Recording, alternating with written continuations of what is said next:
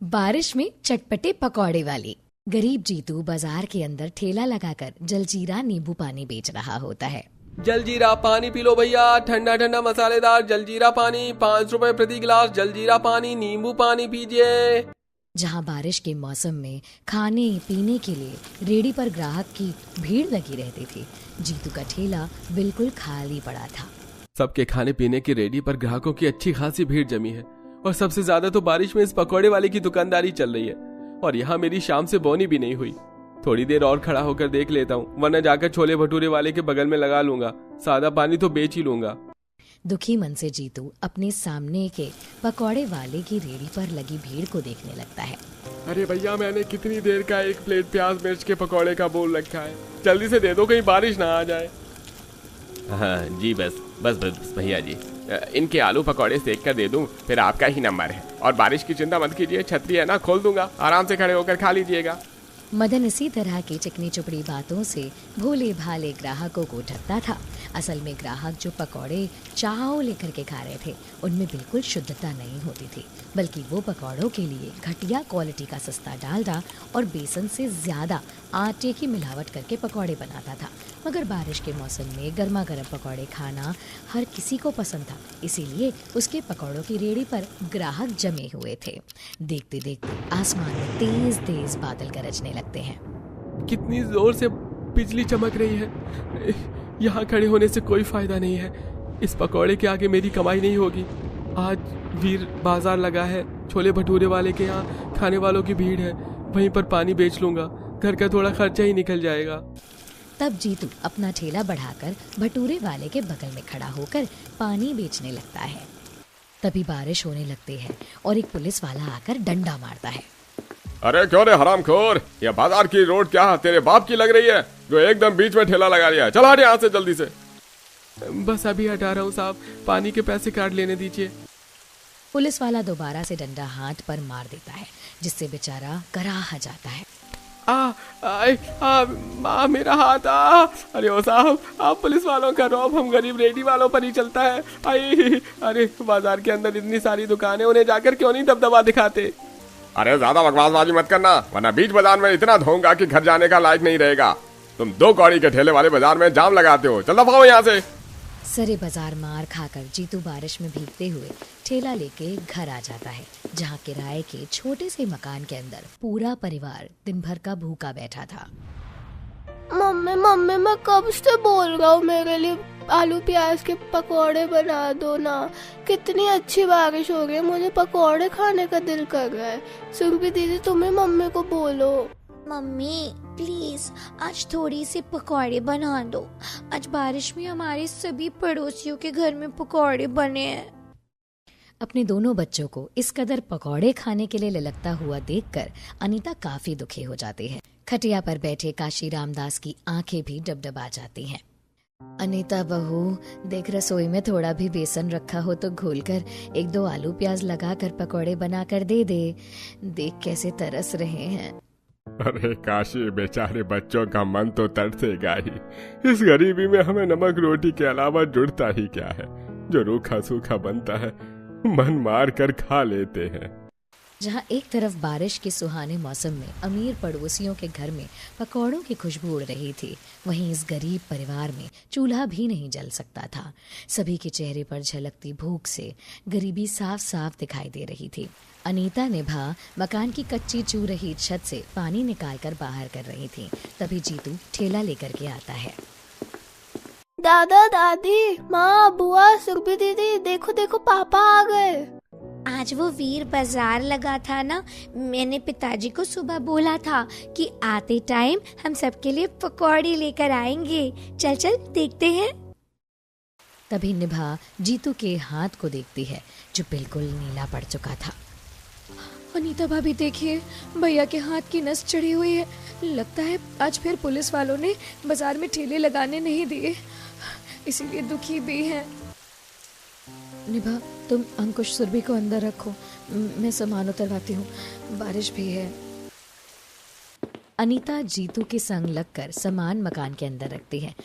सामने के अमीर पड़ोसी छतरी के नीचे डाइनिंग टेबल डालकर बारिश एंजॉय करते हुए गर्मा गर्म चाय पकौड़े खा रहे थे। हाँ, बहू, आज तो इस कविता ने पकौड़ी एकदम करारे और चटपटी बनाई है। हाँ मम्मी जी, आपकी डांट का असर है। पिछले 1 हफ्ते से खाना पीना ढंग से बना रहे हैं। हाँ तो बनाएगी नहीं, हम उससे तनख्वाह दे रहे हैं, मोटे होने की थोड़ी। इन 2 कौड़ी के गरीबों को थोड़ी सी ढील छोड़ने पर सर पर चढ़ जाते हैं, इसीलिए इनसे जितना काम ले सके उतना काम लो।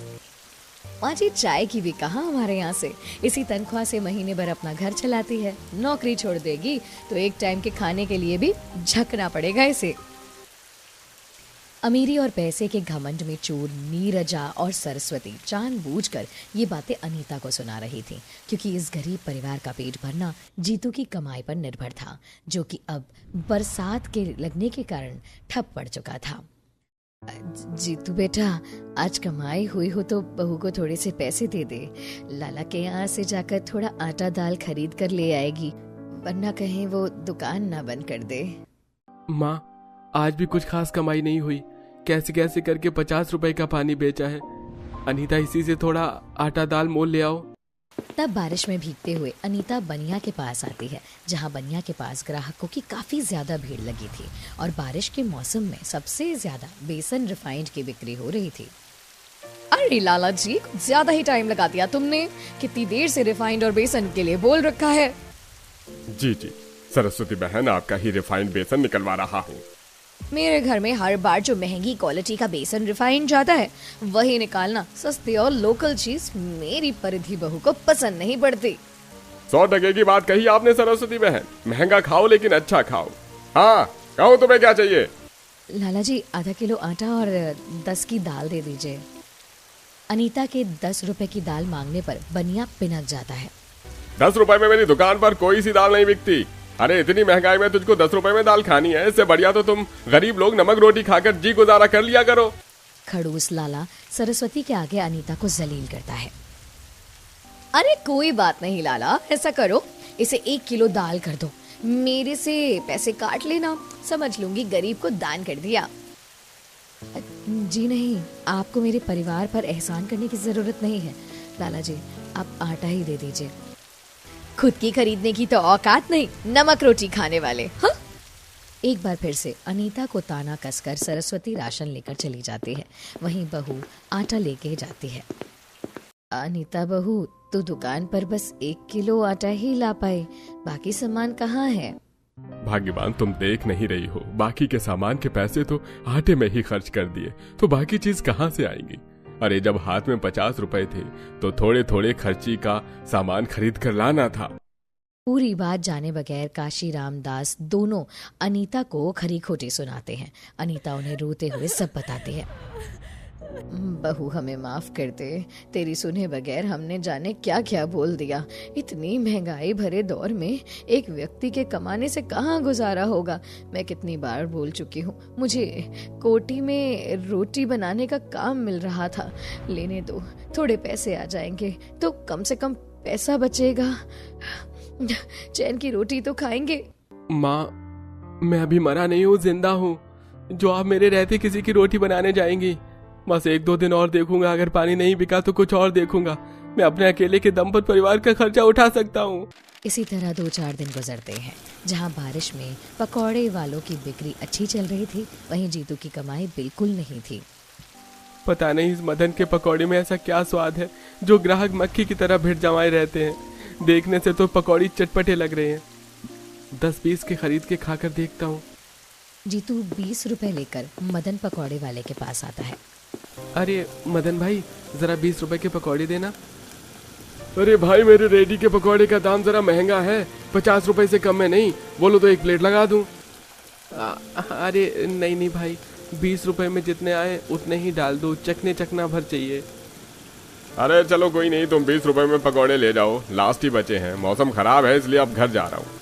जीतू जैसे ही पकौड़े खाने चलता है, उसकी आंखों के आगे गरीब परिवार वालों की सूरत झलक आती है और वो पकौड़ी बचाकर घर लाता है, जहाँ हल्के हल्की बूंदाबांदी में सब चाव से पकौड़े खा रहे हैं। पापा, ये आलू भुजिया तो खाने में बहुत टेस्टी लग रही है।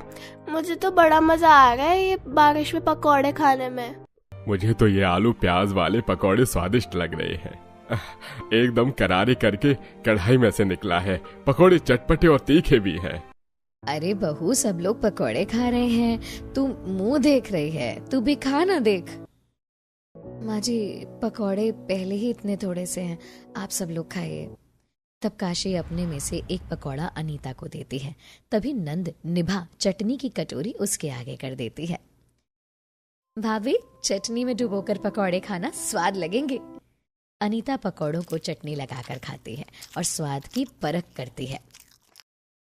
माँ जी, आप लोग इस पकौड़े को इतना चाव से कैसे खा रहे थे? मेरा तो जी खराब हो गया। ये पकौड़े बासी हैं, प्योर बेसन से भी नहीं बना है, रखे हुए आटे को मिलाया है इसके अंदर, और चटनी के नाम पर तो आप सबको पकौड़ों को बनाकर खिलाऊंगी मैं।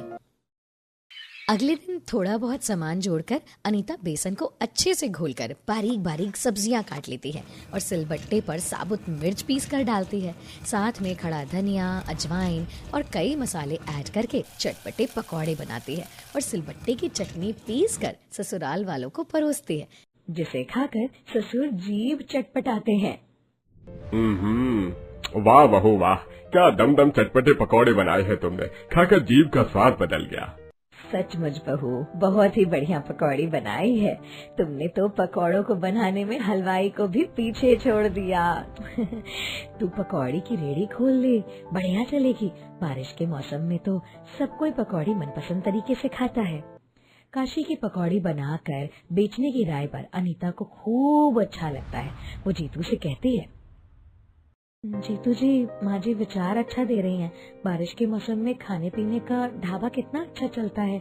अगर मैं आपको घर से पकौड़ी बनाकर दे दूंगी तो आप बाजार में बेच लेंगे। हाँ, मैं पकौड़ी बेच लूंगा। वैसे भी ये मदन तो बेचारे भोले भाले ग्राहकों को खराब पकौड़ी खिला रहे हैं। मैं थोड़ा सा रेट रखकर पकौड़ी बेचूंगा, पर पकौड़ी बेचने के लिए पूंजी, राशन, सब्जी, बर्तन, ये सब कहाँ से आएगा? अजय, मेरे शादी वाले झुमके पड़े हैं ना, उसे गिरवी रखकर थोड़े पैसे उधार ले आइए। जब व्यापार जम जाएगा तो बाद में छुड़ा लेंगे। गहना गिरवी रखकर जीतू थोड़े पैसे उधार ले आता है, जिससे वो पकौड़ी बनाने के लिए बर्तन, ठेला और होलसेल स्टोर से बेसन, रिफाइंड और बाकी का राशन मसाले लेकर आता है। अगले तड़के सुबह दोनों बारिश में मंडी से चुनिंदा ताजी सब्जियां घर लाते हैं और अब बहू पकौड़ी बनाने की तैयारी में लगती है। अनीता बहू, ला मुझको दराती दे दे, बैठे बैठे मैं पकौड़ों के लिए सब्जियां काट लेती हूँ। तब तक तू मसाले पीस ले। निभा बेटी, तब तक तू पकौड़ों के लिए बेसन घोल दे। जी माँ। तब नंद बेसन छानकर उसे बड़े से पतीले में घोल लेती है। तभी आसमान में एकदम से काला वाला मौसम हो जाता है और बिजली कड़कने के साथ बारिश चालू हो जाती है, जिससे रसोई की कच्ची छत टपटपाने लगती है।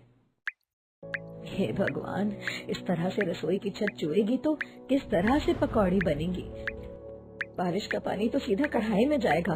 मकानदार को भी हर महीने के किराए से मतलब है। 2-3 महीने बोलते हुए हो गए कि छत की मरम्मत करा दो। बरसात में गुजर बसर करना बड़ा मुश्किल होता है। माँ, तुम परेशान मत हो, मैं कुछ देखता हूँ। बारिश के चलते रसोई की कच्ची छत फव्वारे की तरह टपकने लगती है, जिसे जीतू रसोई के ऊपर त्रिपाल बांध देता है। अब कोई दिक्कत परेशानी नहीं होगी, अब आराम से पकौड़े बनाएं। थोड़ी ही देर में अनीता बेसन, सब्जी, मिर्च, मसाले का मिश्रण घोल करके चटपटे पकौड़े तैयार कर देती है और बड़े से पतीले के अंदर रखकर अखबार बिछाकर उसमें गरम गरम पकौड़े डाल देती है। साथ में सिलबट्टे की चटनी भी बनाती है। अच्छा, मैं निकल रहा हूँ। पहले दिन के हिसाब से ज्यादा पकौड़ी बना दी है। इतनी बिक भी पाएंगी कि नहीं? बेटा, तू चिंता मत कर, मेरे चटपटे पकौड़े वाली बहू के सारे पकौड़े बिक जाएंगे। काशी के दिलासा देने पर जीतू को मन में थोड़ा संतोष आता है। कुछ देर में वो बाजार में अपनी चटपटे पकौड़ों का ठेला मदन के बिल्कुल सामने लगा देता है।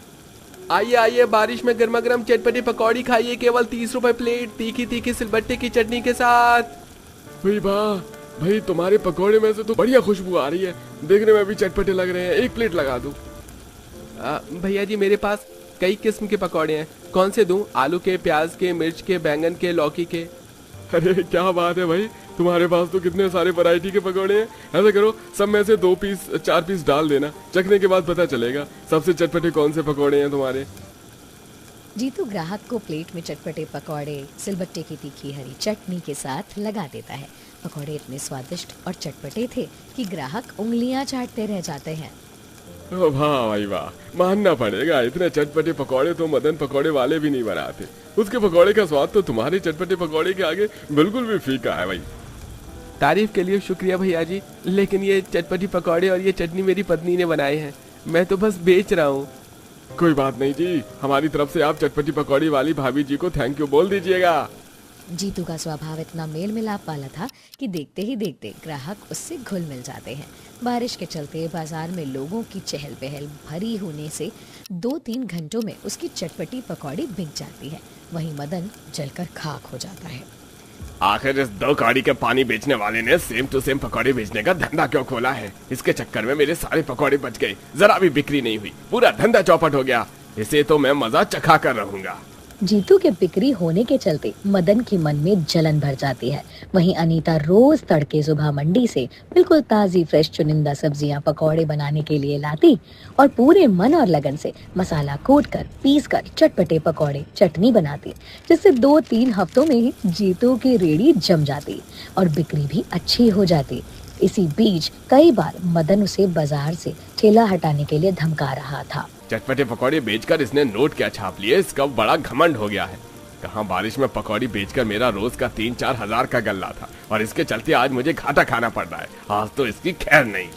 मदन 2 गुंडों को पैसे देकर जीतू के पीछे लगा देता है। उसी दिन बहुत सी तगड़ी मूसलाधार बारिश रोड को काफी ज्यादा पानी में डुबा देती है। कितनी तंगड़ी बारिश है, पूरा रोड पानी में डूब गया है, जल्दी से घर पहुंच जाऊं। तभी दोनों गुंडे बारिश में पूरी सड़क खाली देखकर जीतू को मार मार कर अधमरा कर देते हैं और ठेला तोड़ देते हैं। इधर काशी अपने मकान के बाहर चौखट पर बैठी चिंता कर रही थी।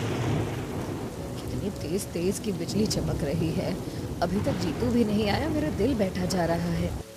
तभी बारिश में पकौड़ों का स्वाद लेते हुए सरस्वती ऐंठ से बोलती है, हो सकता है बारिश में भी पकौड़े बेचकर नोट छाप रहा होगा। आजकल तगड़ी कमाई तो तुम कर रहे हो, फिर भी इतना दिल नहीं कि हमारी तरह पकौड़े खा लो, दाल रोटी नमक से ही गुजारा करते हो। तुम्हें उससे क्या लेना देना? हमारे घर में दाल रोटी पकती है या नमक रोटी, और तुम्हारे परिवार में मांगने या छीनने थोड़ी जा रहे हैं।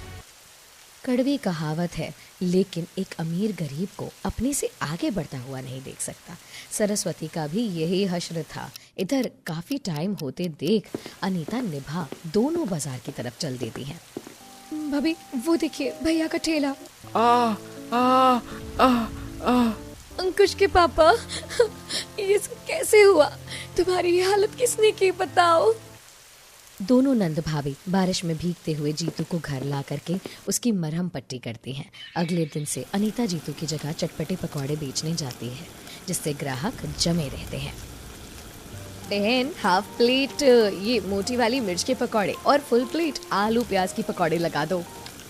अच्छी, बस अभी लगाती हूँ। एक फुल प्लेट आलू भुजिया पकौड़े मुझको भी देना। जी जी, बस अभी लगाती हूँ। पकौड़े के साथ में चाय मिलेगी क्या? माफ़ कीजिएगा भैया जी, चाय तो मैं नहीं बेचती, मैं बस पकौड़े बेचती हूँ चटनी के साथ। बहन जी, पकौड़े चटनी भी सही लगती है, लेकिन ऐसे चटपटे पकौड़े खाने का स्वाद गर्मा गर्म चाय के साथ आता है। सच में बहन, बारिश में तो चाय के बिना पकौड़ों का मजा किरकिरा हो जाता है।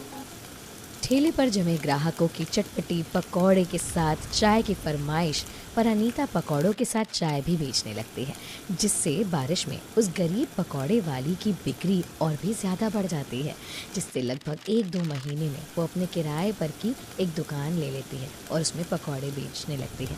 अब जीतू भी ठीक हो गया था, तो वो भी उसका हाथ बटाता है। बहन जी, एक फुल प्लेट चटपटी पकौड़े और एक चाय मसाला मार के देना। जी, अभी देती हूँ। बारिश में दुकान के अंदर चटपटे चाय पकौड़े के लिए ग्राहक की भीड़ देखकर जीतू अपनी पकौड़े वाली पत्नी की भर भर कर प्रशंसा करता है। अनीता, मुझे गर्व है कि तुम मेरी पत्नी हो।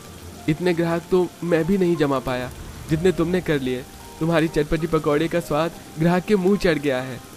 धीरे धीरे बारिश में पकौड़े बेचकर दोनों पति पत्नी ने खूब आमदनी कमाई और किराए के मकान से उन्होंने अपना घर तक कर लिया। और इस तरह गरीब पकौड़ों वाली ने कठिन परिस्थितियों को पार करके सफलता हासिल करके दिखाई।